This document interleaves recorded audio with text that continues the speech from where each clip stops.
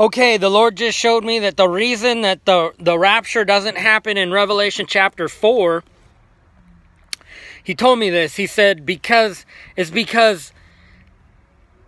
the number is not yet complete of those who are to be put to death for their faith in Revelation chapter 6, verse 9 through 11. Okay, so the rapture definitely does not happen in Revelation chapter 4, because if you look at Revelation chapter 6, verse 9 through 11, God says, wait a little longer until the number is complete of those who are to be put to death for their faith. Also in Revelation chapter 4 and 5, we don't see a multitude from every nation, language, tribe, and people holding palm branches, a multitude that no one can count. But after the number is complete, okay, then in Revelation 7 verse 9, before the Lamb of God, we see a multitude from every nation, language, tribe, and people. Such a great number that no one can count. And they're holding palm branches. They're standing before the Lamb of God in the same context or the same location that John sees the Lamb of God in Revelation chapter 4 and 5. So the rapture doesn't happen in Revelation chapter 4 and 5.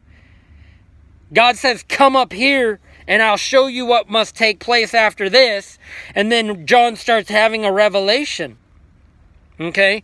And then he sees into the future that someday after the rider on the white horse, after the rider on the red horse, after the rider on the black horse, after the rider on the gray horse, there will come a time when God says, wait a little longer until the number is complete of those who are to be put to death for their faith. Okay? And that corresponds with Revelation chapter 14, verse 13, where God says, blessed are those who die in the Lord from henceforth. Okay? So there's coming a time when, and then if we look at Babylon the Great, we see at the very last verse of chapter 18, okay, it says that all of the blood of all of God's saints in all the earth is shed in Babylon the Great. Or something like that. I should look it up. I should look up the exact wording. But basically, that's something that will come to pass after Babylon the Great falls. Okay? And what the Lord showed me is, the gospel goes out, then the hour of God's judgment comes and Babylon the Great falls, then the mark of the beast comes out, then the rapture. Okay?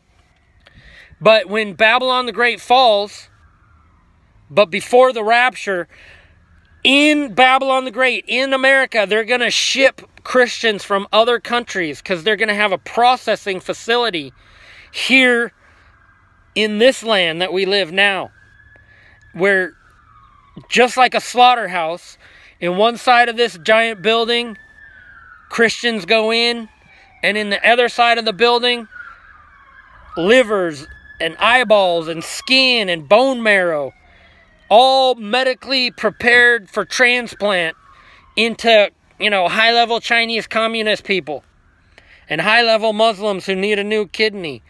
Okay, I need a new kidney. How long before we slaughter one of those Christians that has my same blood type? That's the type of thing that's going to happen after Babylon the Great falls, but before the rapture.